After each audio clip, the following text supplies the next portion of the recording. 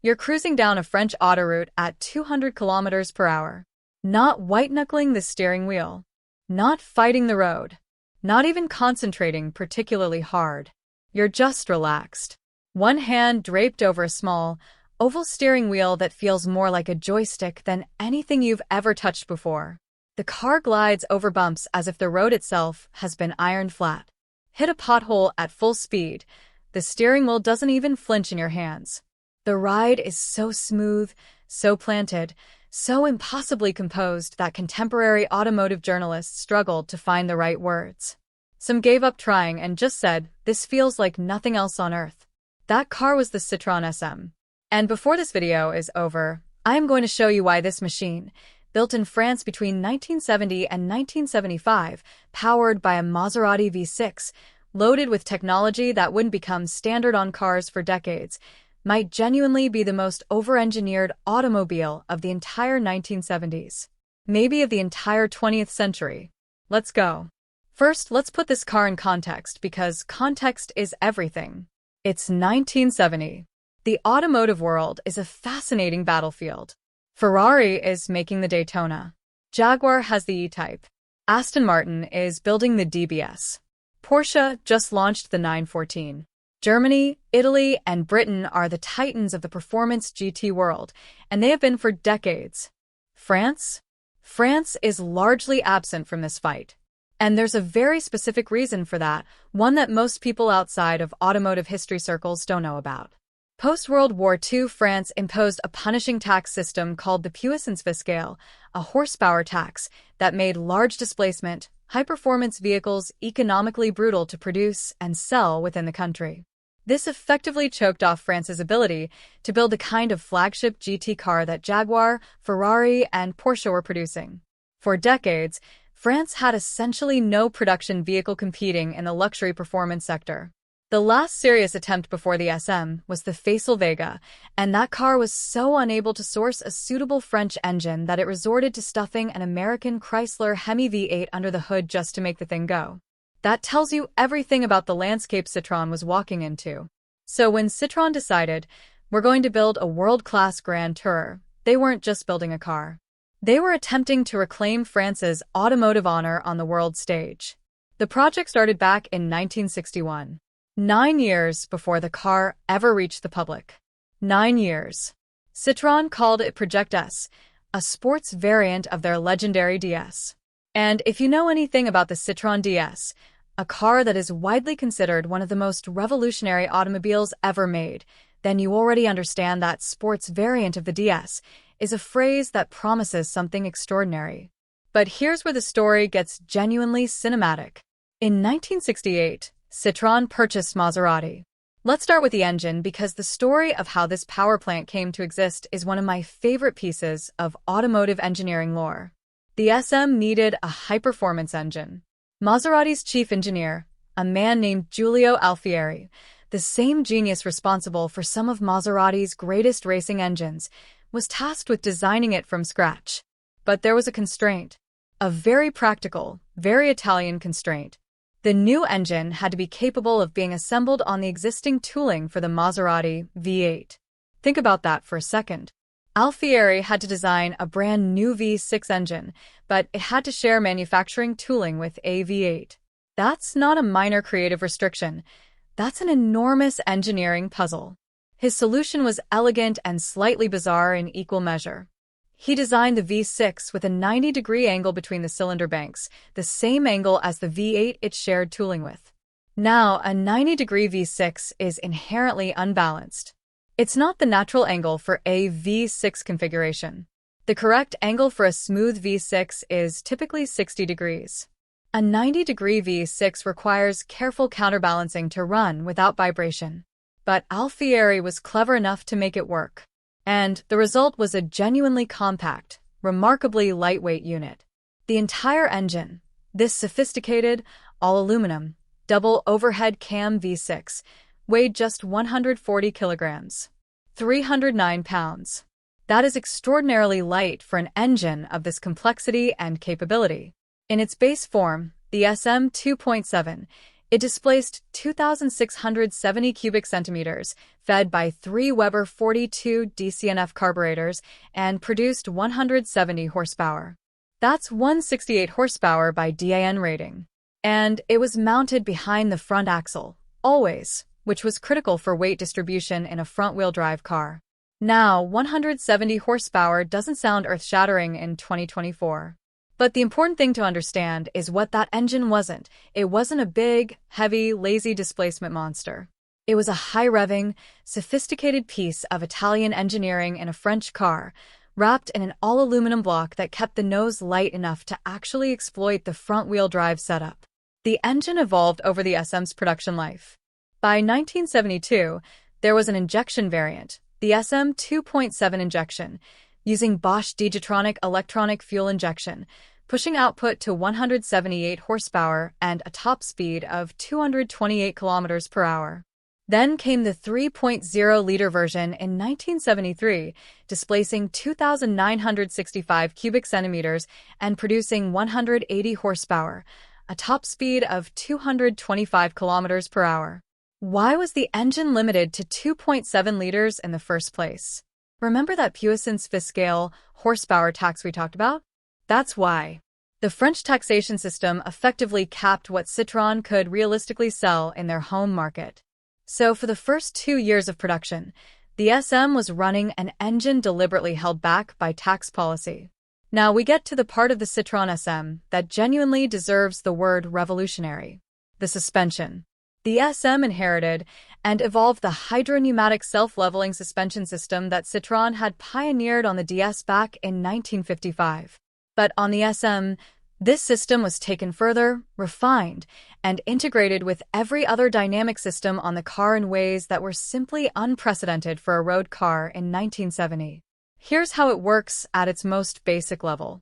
Instead of conventional coil springs or torsion bars, the SM's suspension uses high-pressure hydraulic fluid and nitrogen gas spheres, those distinctive green spheres you sometimes see in photographs of the SM's engine bay.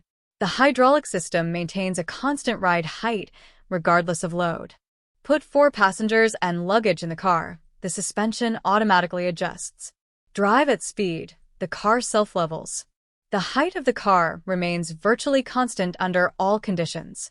But the really extraordinary part isn't the self-leveling. It's the ride quality that results. Contemporary automotive journalists writing about the SM in 1972 were practically struggling to find adequate vocabulary. The magazine Motorsport in the UK wrote that the SM had that rare quality of being a nice car to be in at any speed, from stationary to maximum. Popular Science, a rigorous publication not given to automotive hyperbole, reported that the SM had the shortest stopping distance of any car they had ever tested at that point. Think about that. The shortest stopping distance of any production car they had tested. In 1972, the braking system, adapted from the DS, employed disc brakes at all 4 corners. The DS had drums at the rear, but the SM had discs everywhere. The front brakes were inboard mounted and cooled via large ducts on the front underside of the car. And the hydraulic braking pressure balance between front and rear was self-adjusting based on the weight in the rear of the car. So during hard braking, the entire car lowered evenly, the suspension working with the braking forces rather than fighting against them. And then there were the headlights. The SM's headlights were self-leveling and they swiveled with the steering, meaning as you turn the wheel, the headlights physically rotated to illuminate the direction you were actually heading rather than pointing straight ahead like every other car on the road. Approaching a corner at night, the SM's lights would sweep around the curve ahead of you, illuminating the road you were about to travel before you got there. This technology, adaptive headlights that follow steering input, didn't become widely available on mainstream production cars until the late 1990s and early 2000s. The SM had it in 1970. Incidentally, these headlights were illegal in the United States, where regulations at the time mandated 2 or 4 round sealed beam headlamps on fixed mounts with nothing covering them. So American SM buyers got 4 plain, round, fixed sealed beams. A genuine tragedy. The suspension also integrated with the car's ventilation system in a typically Citroën fashion. The ventilation intake was located in a neutral, area on the hood specifically chosen to regulate interior airflow at all road speeds without requiring additional fan energy at higher speeds. The windshield wiper system, on low speed, was sensitive to rain. It measured the electrical current needed to drive the wiper motor across the screen and used that as a proxy for windshield wetness, effectively giving the SM a primitive form of rain-sensing wipers. In 1970, this feature didn't appear on mainstream production cars in any widespread form until the late 1990s. The steering column was adjustable in both height and reach. These weren't luxury flourishes. They were genuine engineering solutions to genuine engineering problems. And every single one of them was ahead of its time. If the suspension is the SM's most remarkable achievement, the DIRAVI steering system is its most controversial one, and honestly, the most fascinating. DIRAVI stands for Direction a Rappel Servi, speed-regulated return steering. And the principle it operates on is genuinely unlike anything else before or since. Conventional power steering, at its most basic, takes your steering input and amplifies it hydraulically. The system helps you turn the wheel, but it fundamentally transmits road feedback back to your hands. You feel the road through the steering, which most drivers consider essential for control. DIRAVI throws that entire philosophy out the window. The SM steering is fully self-centering and fully powered. Not power-assisted, power-operated. The hydraulic system doesn't just help you steer, it does the steering with you providing directional input.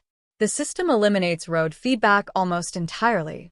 Hit a pothole, clip a road imperfection, run over a bump at 150 kilometers per hour. The steering wheel does not move in your hands. The front wheels absorb the impact. The suspension absorbs the impact. But none of that violence reaches the driver's hands.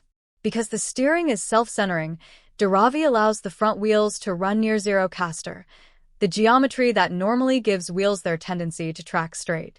Conventional cars need positive caster to make the steering return to center. The SM doesn't need it because the hydraulics do the centering. This means there's no camber change as lock is applied, which means the maximum tire contact patch is maintained at all times through corners. The system also varies its assistance based on vehicle speed, a feature called speed-sensitive power steering that most modern cars now consider standard equipment. At parking speeds, the assistance is enormous. The SM has only 2 turns from lock to lock, making it extraordinarily maneuverable at low speed. At motorway speeds, the hydraulic pressure on the steering centering cam increases, requiring more effort from the driver and making the car feel more planted and less twitchy. Now, and this is important, the controversy. When the SM was new, drivers trained on conventional cars found the DIRAVI system alarming. The strong-arm steering inputs that experienced drivers had developed in conventional cars of the era, the kind of large, muscular movements needed to manhandle a non-power-assisted 1960s or early 1970s vehicle, would cause abrupt, potentially dangerous overcorrections in the SM. A driver who was used to heaving at the wheel would fling the SM violently off course. Contemporary reviewers uniformly stated that the SM required at least 80 kilometers, roughly 50 miles, of driving before a new driver became comfortable with the system. But those same reviewers, once they had completed those 50 miles of familiarization, consistently reported that returning to conventional steering felt old-fashioned, like a step backward. The SM was cast as a regular vehicle in the 1972 British TV series The Protectors. The lead actress refused to drive it on camera because of the familiarization the steering required. That's how different it was from anything else on the road. We can't talk about the SM without talking about how it looks. Because this car is stunning. Designed entirely in-house by Citroën's chief designer Robert Opron, the SM is a masterclass in purposeful aerodynamic design at a time when most automotive styling was still largely decorative. Opron was responsible for the Citroën GS and later the CX as well, and you can see the family DNA across all 3 cars, that flowing, organic, forward-leaning language that makes Citroëns of this era look like they're moving even when they're standing still. The SM's profile is essentially a teardrop. Viewed from above, the car is wide at the front, narrowing toward the rear, a shape that naturally reduces aerodynamic drag. Opron incorporated a calm tail, a design principle where abruptly cutting off the rear of a flowing shape actually reduces drag compared to a naturally tapered tail. The result is a drag coefficient that Citroën initially claimed was an extraordinary 0.26, later revised to 0.339, which is still excellent for a 1970 production car. The rear fender skirts, partially enclosing the rear wheels, are shared with the Citroën CX and contribute both to the aerodynamic performance and to the car's distinctive, futuristic silhouette. The bonnet is aircraft-grade aluminum. The exterior bright work, the trim pieces, are stainless steel rather than chrome plating. The interior is equally dramatic, a small oval steering wheel matched by oval gauges, a highly stylized chrome gate for the manual shifter, and deeply adjustable bucket seats with center padding composed of individual rolls of material. Here's a detail about the SM that I love because it perfectly encapsulates the car's entire philosophy of solving problems in ways nobody else would think of. The standard SM wheels were steel with stainless steel trims. Fine. Normal. Sensible. But for the rigors of off-road rally racing, Michelin developed a bespoke solution specifically for the SM: lightweight fiberglass wheels. Not aluminum. Not carbon fiber, despite what several publications have incorrectly reported over the years. Genuine glass fiber composite wheels. These fiberglass wheels weigh less than half the standard steel wheels. They were offered as a factory-fitted option. Fiberglass composite wheels as a production option on a 1970 road car. Decades before composite wheel technology became commercially viable on mainstream performance cars. And then there's what happened at Bonneville's Salt Flats in Utah. A specialist outfit in Los Angeles, California called SM World, run by a man named Jerry Hathaway, developed a twin-turbocharged V6 SM specifically for land speed record testing. In 1987, that car set the land speed record for production vehicles in its class at Bonneville, achieving 325 kilometers per hour. That's 202 miles per hour. The SM's most important export market wasn't Europe. It was America. And in America, the SM made an immediate and extraordinary impression. The unique, futuristic design. The ride quality unlike anything American buyers had experienced. The performance that outpaced far more powerful cars. In 1972, the SM won the Motor Trend magazine Car of the Year award. At that time, this was essentially unheard of for a non-American vehicle. Motor Trend was, and remains, a deeply American automotive institution, and its Car of the Year was typically an American car reflecting American values: power, size, comfort. The SM won it anyway. The SM placed third in the 1971 European Car of the Year contest, trailing only its stablemate, the Citroën GS. Third in Europe, first in America. Not bad for a car that France's own tax system had forced to limit its engine to 2.7 liters. The North American market absorbed 2,400 cars in 1972 and 1973 combined. For a boutique French GT, competing against the Cadillac Eldorado, the Lincoln Mark IV, the Ford Thunderbird, and every Italian and German import in the luxury GT space, that was a genuine commercial success. And then the American adventure ended. Abruptly. Brutally. The U.S. National Highway Traffic Safety Administration introduced new bumper regulations for the 1974 model year, requiring all vehicles to withstand a 5-mile-per-hour impact without damage. The SM's integral variable height suspension system, that magnificent hydropneumatic system that was the heart of everything special about this car, made compliance with the bumper regulation impossible. The suspension and the body were too integrated, too interrelated. There was no way to bolt on compliant bumpers without fundamental redesign. The story of the SM's end is, like much of its existence, complicated and a little heartbreaking. 1973 brought the oil crisis. Economic recession bit hard. Sales declined. In 1974, only 294 SMs were produced. In the final year of production, 1975, only 115 cars left the factory. The last 135 examples of the SM weren't even built by Citroën. They were assembled by Ligier, the French motorsport company, at their factory in Vichy. In 1974, Citroën went bankrupt. Peugeot took ownership of the company. In May 1975, Peugeot divested from Maserati, severing the Franco-Italian alliance that had created the SM in the first place. Peugeot quickly decided to stop SM production entirely. Now, and this is a point I want to make clearly, the oil crisis is often blamed for killing the SM. And that narrative is too simple. The SM's fuel consumption was actually favorable compared to its competitors.